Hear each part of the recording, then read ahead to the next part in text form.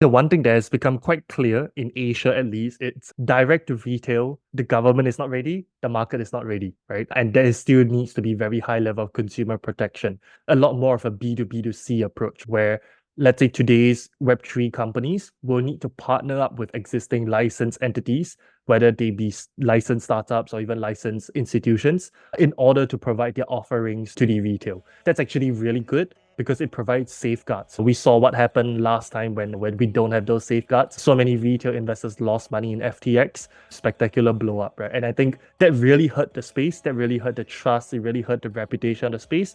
So I think directionally it is inconvenient, but necessary, right? For governments to, I would say, slow down or make access to retail a lot harder.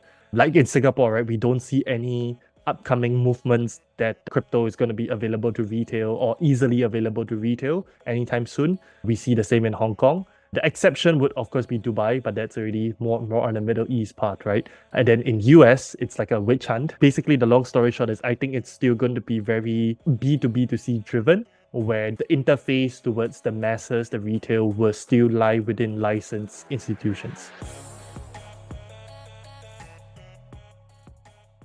Welcome to Analyse Asia, the premier podcast dedicated to dissecting the pulse of business, technology, and media in Asia. I'm Bernard Leong, and with the crypto prices such as Bitcoin and Ethereum surging upwards and the Ethereum ETF decision is in the midst, what is going to be happening with the crypto and Web3 market? With me today, Qin En, partner at Saison Capital, to help us address what is going on with the builder side of Web3 and crypto. So, Qin En, welcome to the show.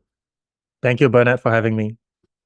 Yeah, I remember when we met at that point in time, you were still with Linz. I think that's probably like 8-9 years ago. And recently I had your former co-founder, now CEO, also on the show. So it will be good to take this opportunity to have a conversation on what you're currently doing in the Web3 space. So maybe just as an origin story, tell us, how did you start your career? Yeah, so I think my career started 10, 11 years ago when I started Glints, which is today one of the largest talent recruitment platforms.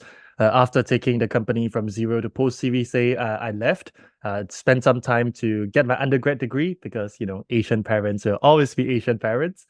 And that was when really kind of first heard about Bitcoin, right? It started as hearing a couple of friends who were mining Bitcoin using the dorm's electricity because you don't really pay for your electricity bills. So that kind of really got me kind of curious about the space, but didn't kind of really dive in professionally until I would say the 2020, 2021, right? So after graduation, spent some time in a large consulting firm, then moved over to the venture building outfit where we're helping corporates to build startups. And in 2021, this opportunity to join Saison Capital and kickstart their digital asset investment arm was presented to me. It was completely new, and also I'm curious also as to why they picked me, but they took a leap of faith on me, and I also took a leap of faith. Since then, over the past 2.5 years, have been spending the majority of my time really understanding and learning about the space. So it's really interesting because the time when I started kind of my professional investing career in the Web3 space was when Ethereum, it's about 4,500 USD. Today, we're sort of at that price, but of course, between then and now, it was a tumultuous journey for many. I suppose the super cycle is really starting now, right? I mean, given that I've been involved with crypto investing since I think 2015, this has been a pretty difficult journey. You've been on the entrepreneur side, spent 4 years with Glens, and then now you're on the venture capital side, just like the buy and sell side. What do you think the distinction of being each side look like to you now? Yeah. So the funny thing was, before I took this job, I was asking around people what it's like to be a VC. And previously, when I was a founder, I thought VCs had the best lives, right? Like you just sit back, you clip your toenails, you sip your coffee, you wait for founders to pitch to you. Maybe you make a couple of smart sounding comments, and then that's it, right? And then maybe once in a while you write a check. So that was really my impression of the career, the industry. And I always thought founders are, the ones who are the true heroes, right? Having joined the other side, that doesn't change. Founders are indeed still very much the true heroes. And the one thing I always like to joke is how VCs always like to play an over glorified role that they have in a company's success, when practically the biggest value add they give is just simply capital, right? But the second kind of learning I had, it's being a mediocre VC is actually really easy. You do everything that what I mentioned, right? You just wait for people to come to you. But to be a good or a great VC actually takes a lot of work. It really takes a lot of, yeah, it's a lifestyle, right? You constantly got to be on the hunt. And the way I like to say is VC is a sales job, right? You're selling to LPs, you're selling to founders, you're selling to all kinds of different people, right? So I really fundamentally see my job as a sales job first and foremost, with an element of, I guess, decision making. And then you also have to ensure that your portfolio is doing well, right? So now people in the region are starting to talk about DPIs, all the different metrics that measure your VC success. From your career journey, what are the key lessons that you learned that you can share with a younger audience here? 100%. The biggest lesson I took away from Glints, which I am still carrying to today, it's learning how to sell, right? And I feel like selling, it's such a dirty word. It feels like there's so many more prestigious, better careers than selling. But I realize, there's just so many roles, so many professions, and such a critical part of success is just being able to convince and persuade others, right? And not in a way that it puts people off, but in a way that really brings people to see your point of view and believe in what you believe in. So I feel like, there was no better training for me during the Glints days than to run cold calls. My co-founders and I would do like 10 cold calls at least each day. And there's nothing more humbling to get rejected, right? When you think you have created the next big thing, and then you speak with prospective customers and they don't care, and your job is to make them care. So really, it's that mindset that I've carried through, since the early days 10 years ago when a mentor kind of whooped us into shape to teach us how to do sales, teach us how to do cold calls. And I think it's one of the most underrated skill out there. I also agree with you on that. My wife and I think that our kids should only learn 2 skills. Either you learn to sell or you learn to build. Then you will never get hungry. Exactly. And probably also we had one more rule is that we will never allow our kids to have VCs as their first jobs. They better be business operators before they even start to think about that. Get a real job first, right? Yeah, get a real job first. So I think we should come to the main subject of the day. Yes. I want to talk about Saison Capital, and then I also want to talk to you about what is really happening on the next wave of crypto and Web3 investments. Asia has been leading the entire developer activity over the past 2 years of crypto winter, and it's just that now the Americans are beginning to realize that that's happening. But I want to first get an understanding of, can you give me an overview of Saison Capital and what is the current investment thesis of the firm? Absolutely. So Saison Capital, what's unique about us is we are a corporate venture capital firm, which means we only have a single LP. But as what you might imagine, typical CVCs tend to be slow, traditional, boring. That was one of the most important things I had to make sure before I joined, right? I was quite upfront.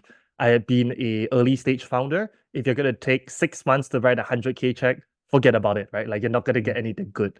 Turns out, I think Saison Capital is probably one of the better positioned VCs because we are purely financial focused. The strategic lens, the corporate's interest really comes in as a very low second priority.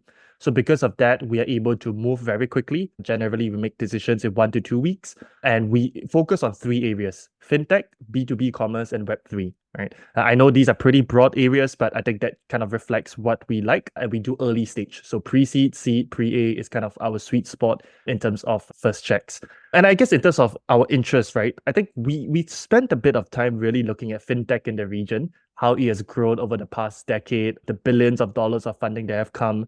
And I think the conclusion we drew is that a lot of the funding, a lot of the growth has happened at the applications layer, sort of like the top layer, right? You think about wealth management, insurtech, payments, what have you. A lot of these have successful startups, but really dealing with applications, right? In terms of, let's say, consumers or businesses interfacing. But if you really look at how money moves, it's still the same, right? You look at how money moves cross-border, we are still relying on the traditional SWIFT network that has been around for 5 or 6 decades. It's insane why, using your traditional finance system, you can't move money on weekends or bank holidays, right? And so I think that's kind of where really Web3 comes in. Like, we see that as a fundamentally disruptive way of how money moves, how value is exchanged. And of course, with any large innovation, it makes a lot of people uncomfortable. It's going to be a long drawn process, but we believe this is the next big thing, right? So essentially, the next big wave of fintech is going to be driven very much by the blockchain. And the last thing I'll say is that we also, one thing which is kind of, I always remind my team, right? It's how cryptocurrency prices do has no bearing on the development of blockchain technology, right? Of course, it's easy to say now, but really kind of 1 year ago when Bitcoin ETH was half or 30% of where it's at, so many people and what I call Web3 tourists, both founders and investors, left the space, right? Because they're like, oh, it's an FTX happen or blah, blah, blah, all these bad things happen. But I think what these people fail to see is that they just assume that Bitcoin price is an indicator for everything that's happening in the space, right? But to me, that's the speculative aspect of this space. There is the real use case technology, right? Like using blockchain to build new payment rails, to tokenize assets. And those are the companies that we have been investing in because we believe that's the future. And speculation is just a feature of the crypto Web3 market. I mean, I myself have been trading crypto. The best times of my trades is always the time where the Bitcoin and Ethereum prices are low. And now I'm pretty much sitting down and just watching the prices without doing much. Of course, I also do angel investment into the builder side, which I think is a much more interesting conversation. Before we go on to really get in depth on the subject matter itself, given that we're talking about crypto and Web3 interchangeably, how do you define the concepts of Web3 and real world assets monetization, or now people call it RWA? Yeah. That's a good question. I feel like trying to define Web3 is there's a whole book that recently came out on it. But I think the best way to describe it, it's Web1 is to read only, right? It's a one-way consumption. Web2, social media, is you can read and you can write, right? People like you and me can create content and put it out there. I think Web3 really it's read, write, and own, right? There's finally a piece of ownership. Should things like NFTs, should things like tokens, you are able to claim verifiable ownership of digital assets, right? It used to be something like I have a JPEG on my computer. If you right click, save, copy, paste it, you have the same JPEG. How do you know yours is the real one or mine is the real one? I think that really is a fundamental change that Web3 has brought along, which is ownership of digital assets. And to me, real world assets is basically a catchy phrase, right? But essentially, it's the idea of bringing real world financial assets onto the blockchain. And I think that's kind of where it's interesting because you're finally changing. And people always say, what's the point of blockchain? I think this is one of the best use cases of the blockchain technology itself.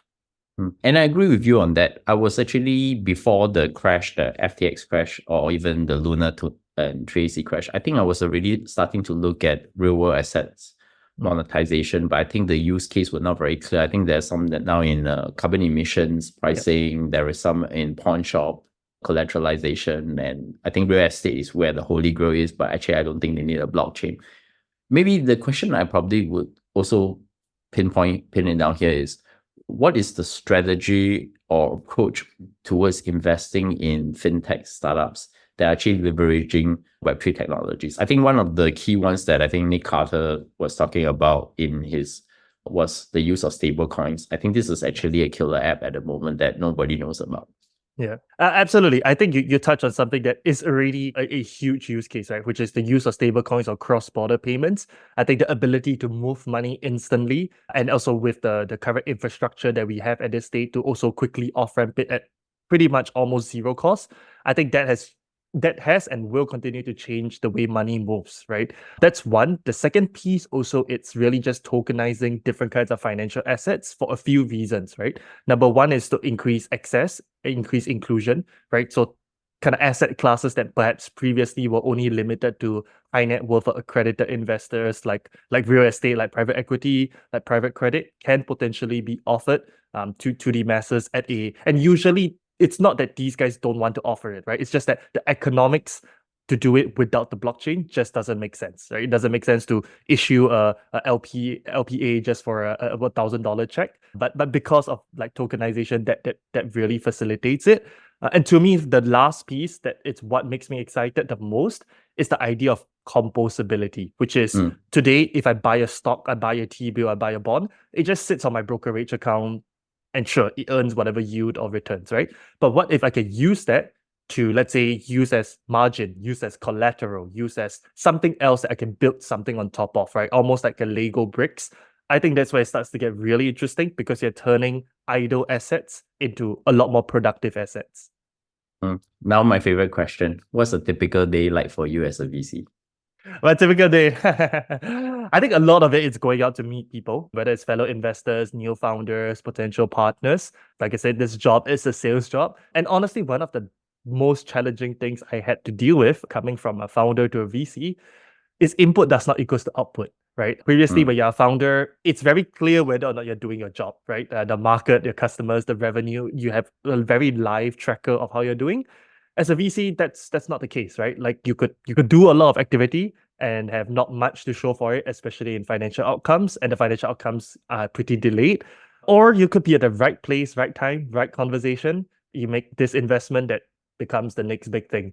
So I think that part still gets to me a bit less than it used to, but a big part of that, therefore, is to increase the surface area of luck. I think what are the traits then in founders and startup teams within the Web3 crypto space that you index when it comes to investing in them? I actually find the Web2 and Web3 startup founders have very, very different ethos, and they almost, to me, is two separate communities. Yes, definitely. It's very interesting because we have, as a firm, we are principal, we invest in people, like very much those with the Web2 discipline, right?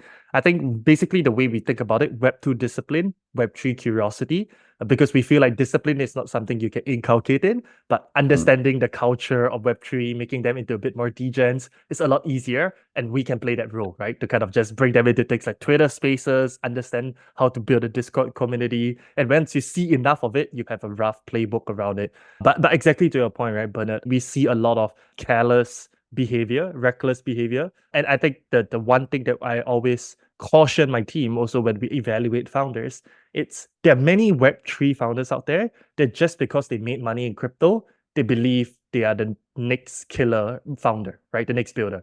Now, trading and building are fundamentally two different skills, right? And usually the trading is more of luck than anything, right place, right time, early.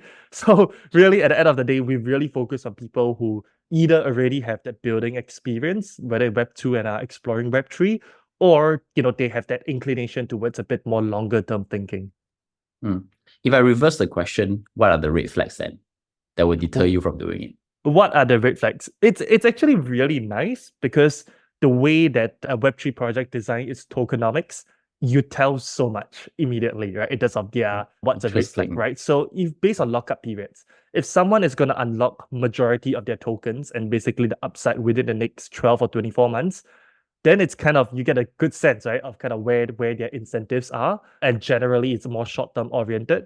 Look, there are times when it makes sense, right? When everyone, founders, investors, know that it's a quick, for the lack of a better word, pump and dump. And I think that's fair, right? If everyone's on the same page and that's what you sign up for. But I think really the way economic incentives are designed really tells a lot about how a founder thinks about his business. Yeah. So how do you advise founders about the choice of different blockchains, right? I think there is now Ethereum, Solana, there is Aptos, Swift, and then there are the L2 chains like Optimism and Arbitrum. And then there is the conundrum between decentralization, between speed of transactions and scarcity. When a founder could say working on a fintech Web3 applications, how do you actually take them through the thinking process? Yeah, definitely. I think, it comes down to a very, firstly, of course, a very personal choice, right, in terms of where each company is at. But I think broadly, there's a few beliefs that we have. Firstly, we tell all our portfolio companies to be prepared for a multi-chain future, right? I don't think there's only going to be one or two major chains. It's important that they remain adaptable because the one thing that we learned in crypto, things move very quickly, right? What might be the hottest thing, the hottest chain, the best chain, literally in 2 months, no one will be talking, might not be talking about it, right? And so I think the importance of being adaptable, it's going to be really important. And I think, for example, we do a few Web3 game investments, right? What we tell them, it's, let's say you want to sell NFTs for your game characters. The best chain to do that is still Ethereum. Yes, gas cost is not great, but the market density, the market depth is truly there for ETH, right? That no other chains have. But then should you publish your game on ETH? That's probably a horrible idea, right? Because the gas cost would kill you. So maybe you need to look for something that's a L1 or EVM L2. But the idea is that, you can pick and choose the best. And the way I like to think about it is each blockchain is like a country, a nation, right? And then you have your own currency. Just like how today in the Web2 world, successful projects don't just say, I'm going to limit myself to one country, right? They usually have, let's say, operations in one country, sales team in another, offices here and there, really to capture different parts of like the economy. I also see that's kind of the future of blockchains, right? You want to have exposures in select blockchains, depending on what your purpose, your agenda is. But I think that singular mindset of, I'm going to pick this chain, I'm going to live and die by it, I don't think that's a very good idea. Yeah. So I think I think now Ethereum is still the most dominant chain, maybe going to the L2s. But what about like say the Solanas, the Arbitrums, and the others? Yeah, I mean, definitely big, right? So one, it's if you're building anything in DeFi, you should be on Arbitrum, right? I think just because the DeFi ecosystem is one of the most robust on Arbitrum itself. And then also a big part comes to what kind of support can you get, right? Once again, I feel like Web2, Web3 has actually more parallels than people think.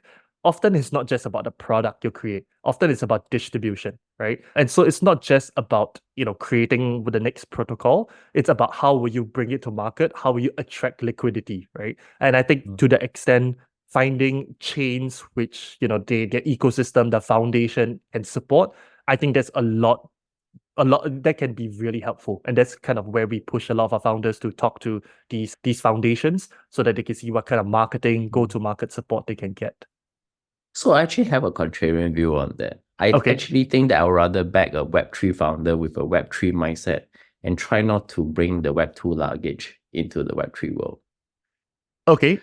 And I can give you a very good example. Look at Farcaster, right? Yep. You definitely cannot build a Twitter and Facebook because Web3 is decentralized.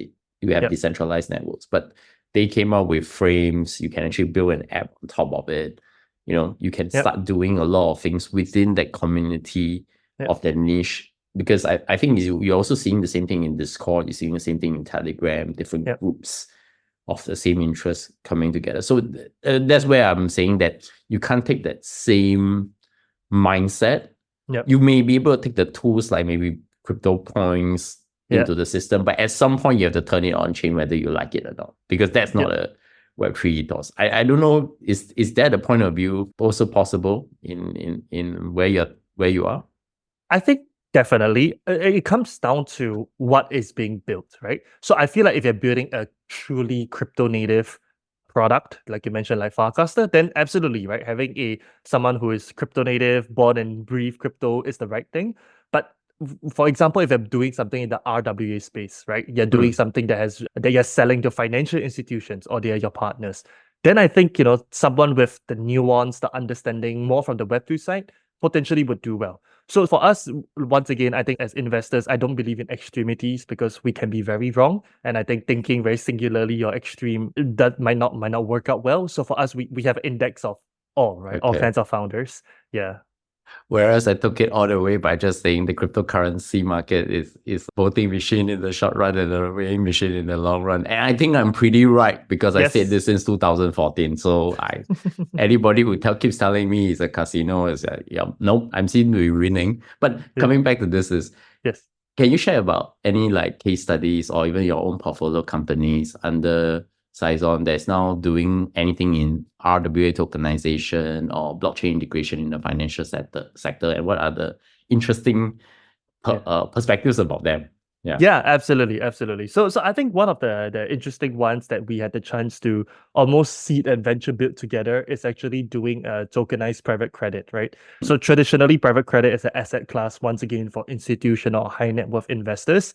We think it might be an interesting opportunity to bring it to I would say more retail kind of investors, or at least the more affluent investors, right? So this said company called Helix, basically what they're doing is they are taking their existing track record, 7 years, $200 million debt fund, 0 defaults, and they're bringing it on chain, right? And the reason is very simple.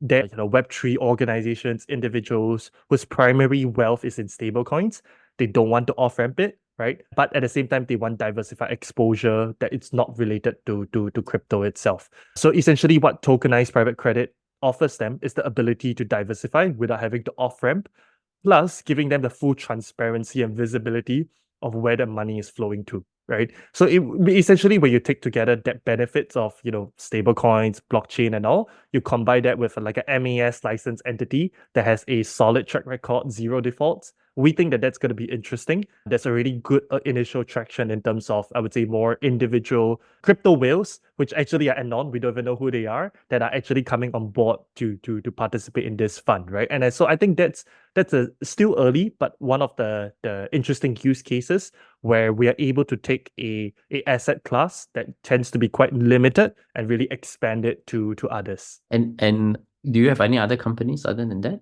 Yeah. Another one which is quite sizable is called BVNK, basically cross-border payments using stablecoins, right? The idea is that they can offer same-day settlement. And as you might imagine, payments is actually quite a competitive business, right? It's just margin compression, fighting on fees. But actually for BVNK, because of the speed at which they're able to move money, large amounts of money for their B2B clients, they actually charge fees that are higher than industry average. And still, they are growing rapidly and customers go to them, right? So I think this is kind of interesting because it's really almost counter cyclical, right? Kind of payments in Web2, everyone's just racing to reduce the fees. It's a bit hard to fight against the like of Stripe and Aiden and all of those. But yeah, really kind of when you deliver something that is truly differentiated, that truly solves a pain point when it comes around speed and efficiency, turns out you can actually charge a premium, right? So the business of BVNK is actually exactly like a cross-border payment business. The only exception is how they do the settlement, which is via stable coins, right? So something as simple as that, well executed, has turned into a business that clears more than $1 billion annualized payment volume at margins that are higher than any of the Web2 fintech counterparts. I also think that people in the US or even in the other Western countries seems to not appreciate the fact that the stablecoin things like what BVNK is doing is actually catered to the real financial inclusion for the emerging economies. And that's where all the transaction rates are actually happening. And that transaction rate that, placed on top of, say, Stripe or Adyen or even your Visa and MasterCard is just actually is too high for emerging markets to actually have any actual real cost on that. Right. So I think maybe the question I should be pinning here is, can you elaborate on how the Web3's decentralized model can actually even significantly reduce operational costs compared to, say, traditional financial systems? Yeah, definitely. So I think at the end of the day, it's really thinking about whether you need intermediaries or not, right? And I think the benefit of having something like a blockchain is that it's permissionless, it's immutable. So if you publish a transaction on the blockchain, like there is no doubt that this has happened, right? Like $1 has left my account, $1 has entered your account. Now, today, we rely on centralized intermediaries to do that for us, right? It takes banks through their systems to reconcile with us. And then our local bank needs to talk to the recipient bank or the other party to coordinate, to communicate that. And that happens through an archaic system that existed 50 years ago called SWIFT, right? And so because of that, what you're really thinking about how $1 passes through the system, it walks through at least 3 intermediaries, sometimes 5 or 7. And of course, these people don't do it for free, right? They expect to be paid along the way, and that really increases the cost, that increases the inefficiency.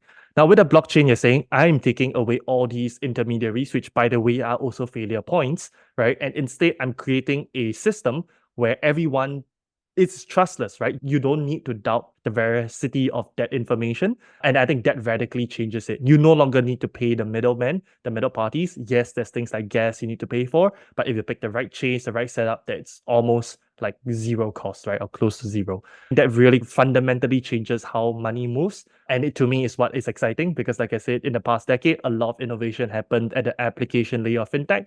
No one has really changed how money moves. I think what will be now thinking about the primary benefits and challenges for tokenizing real assets. Yeah. How do you envision like this will impact global financial markets in the long term? I think in crypto, there's already tokenization of art, real world art, not the NFT overpriced JPEGs. Yep. According to someone that I know from the industry, this is actually a very lucrative business. Yep. Then there's also tokenizing of real estate, which I think we kind of alluded to, but it seems that I always think it's a solution trying to find a problem. Yep. And people doing pawn shop assets as collateralized. And I think that is an interesting thing because you can actually build a security on top of assets are highly illiquid.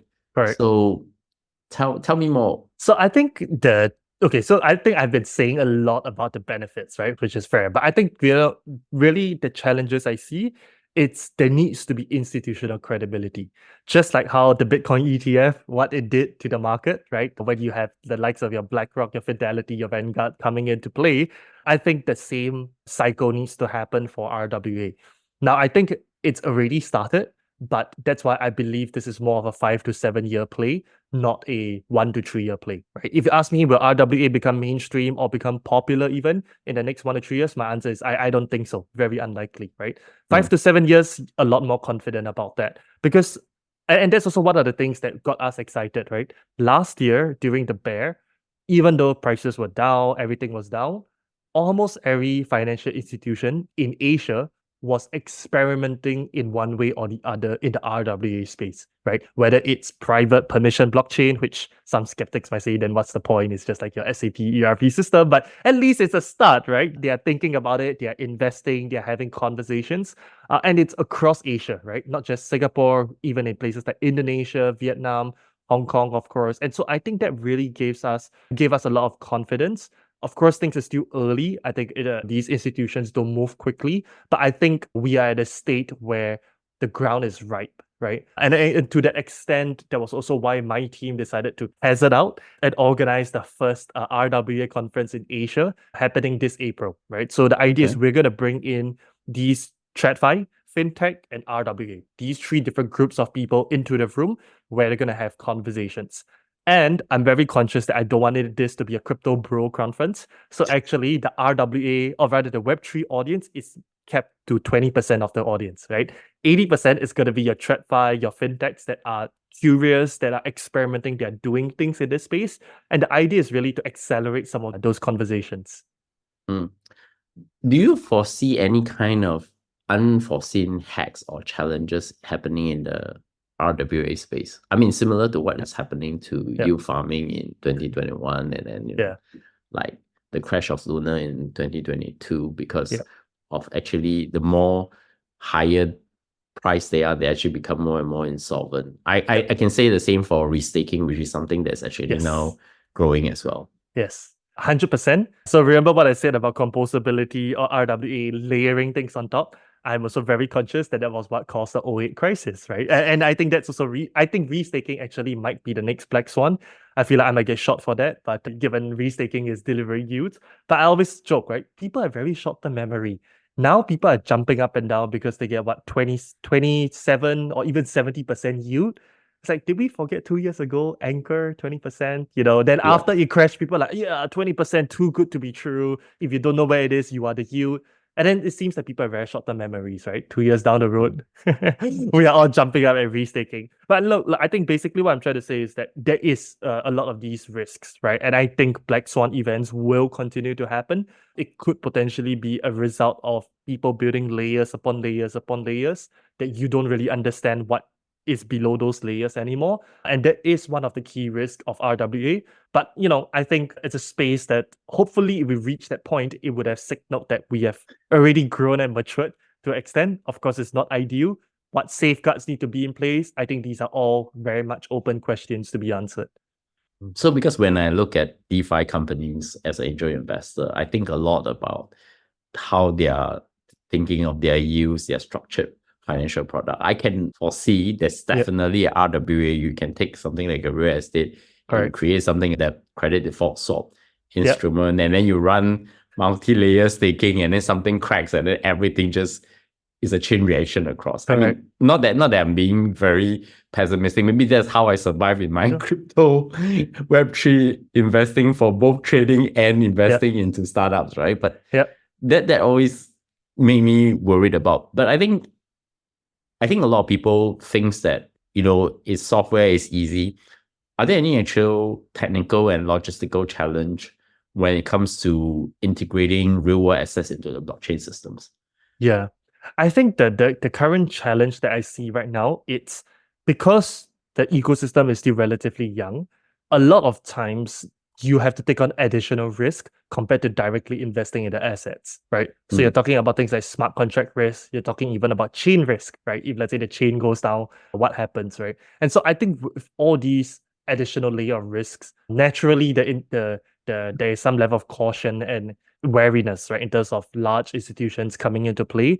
And I think it's rightfully so. But at the same time, I think the solutions are coming up for it. So for one, I think the state of crypto insurance, like things like smart contract insurance, hack insurance, theft of keys and all, I think that has grown. So even in terms of underwriting capacity, like, the companies that we're seeing, of course, one of the companies that we backed, Avatars, like they're able to underwrite, let's say, a single policy for 200 million, right? So that you're starting to talk about institutional levels. Because today, if you try to go to most other insurers, at most they write for you a 10, 20, 50 mil policy, which is great for most startups or early stage companies, but it's definitely insufficient for the institutional level, right? So I think really thinking about how this ecosystem grows and it is heading in that direction, I think it's starting to make it more welcoming, right? Of course, we're still a distance from there, but I think through things like insurance, it really helps to at least transfer the risk or reduce the risk of the player. So I think in practical terms, then how do you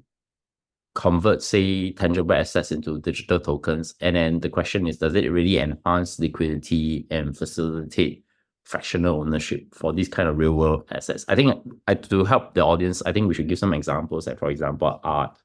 Yeah. For example, very highly illiquid assets like a Rolex watch or Yes. Lakucha watch. Some of my lawyer friends will always like to show off on there. Yeah.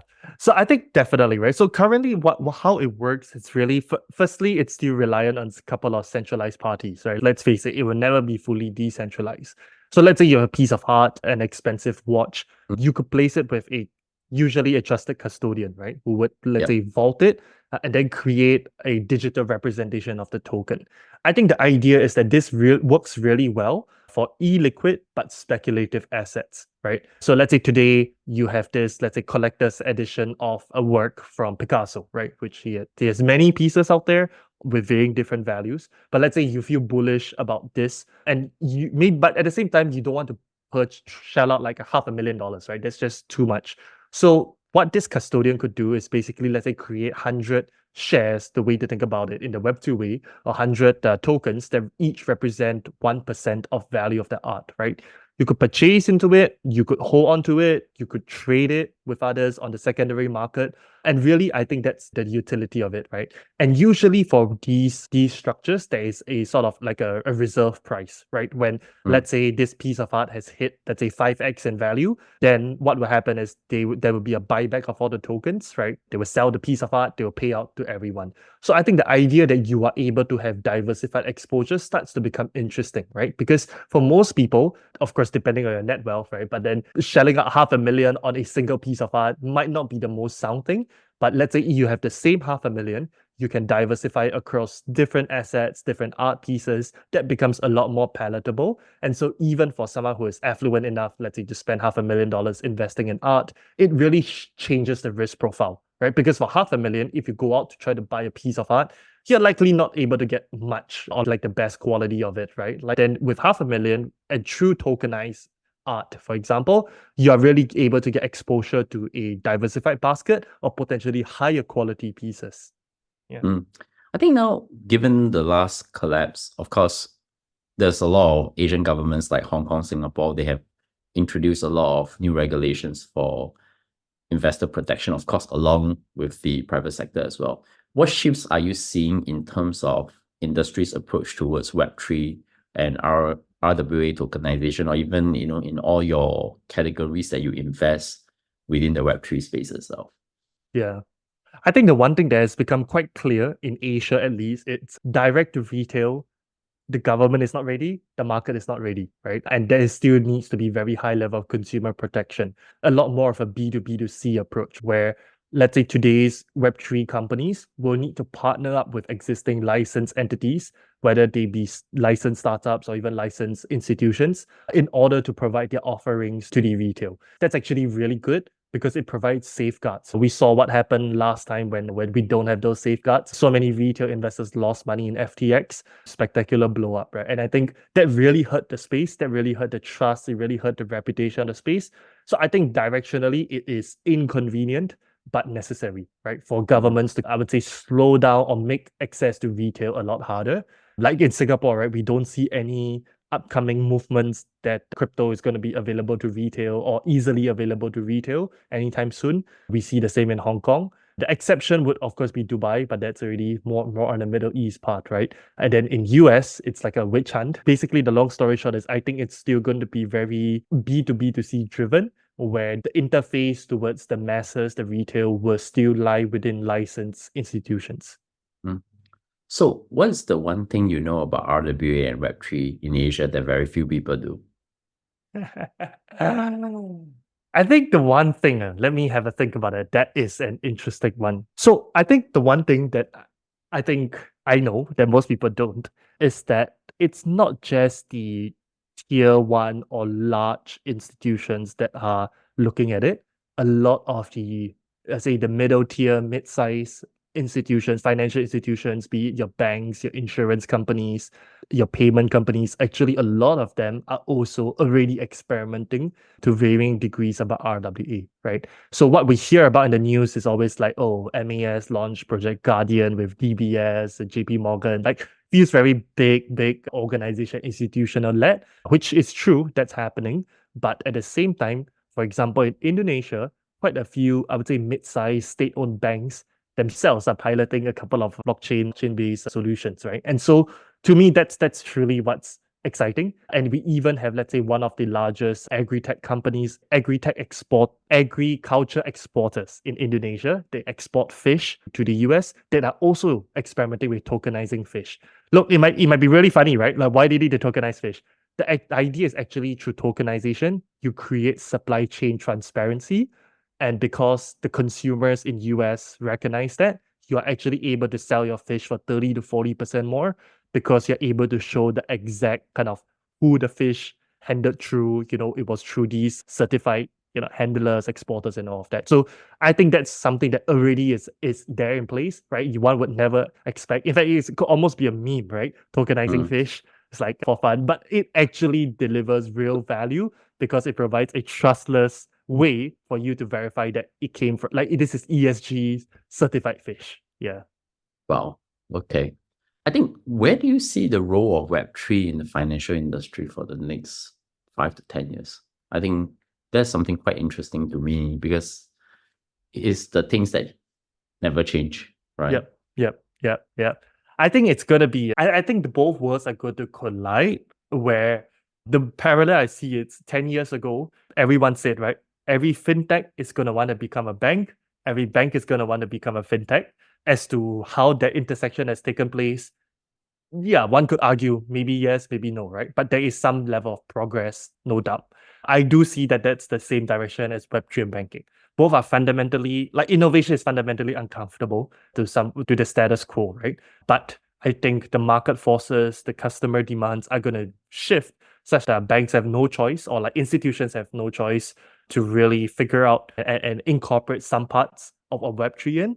And at the same time, I think the Web3 folks are going to realize that if you want to really access the real money outside of that degen kind of speculative aspects of it, you also need to become more professionalized, more institutionalized. So yeah, I think we're going to see the next wave of both coming together. So my traditional closing question, what does great look like for Saison Capital in the crypto Web3 world? What does great look like? I think great looks like two things, right? One, it's of course delivering financial returns. I think that's something that we never forget, because that's number one. If you don't deliver financial returns, nothing else matters. But I think second to that, we really want to be champions in this space, just because we have a TradFi institution that is our single LP. Right. So the ability for us to be the champion, the pilot for our portfolio companies to try out these solutions, create successful case studies, and then scale things up, that would be great, right? Because it's no longer just undifferentiated capital, but it's, we actually walk the walk, talk the talk. Qin En, many thanks for coming on the show, and definitely we will continue to watch this space, and I would definitely want to hear more stories relating to RWA. It's actually a field that I think that is going to be quite important in the next wave of the crypto Web3 space. Well, in closing, 2 quick questions. Any recommendations that have recently inspired you? Yes, Read, Write, Own by Chris Dixon. It's a book that just came out a month ago. Really good book for all levels, right? Regardless of where you are. Yeah. I actually just finished the book, and I think it's pretty good for anyone out there to want to get an introduction to crypto or Web3 and what is the real builders are building Exactly. in that space. Yes. Yeah. Where can my audience find you? They can find me on LinkedIn. So Louis Tingan, if you search my name, there should be only one person with that name. Yep. Or on Twitter, Web3 Dad. Yep, that is. Yeah, just it. why do you call yourself a Web3 dad? It is just one of those things that are for fun, right? Gamer handle. Ah, I see. Okay, you can definitely find this podcast anywhere in the world. Of course, subscribe to our YouTube channel, our newsletter that's weekly now, and definitely follow us anywhere it is. So once again, Qin, very fun to talk to you. It's quite interesting. Lately, I already had 2 out of 3 co-founders from Glints on my show. So I think it's a decade of change, and I look forward to speaking to you soon. Thanks a lot, Bernard.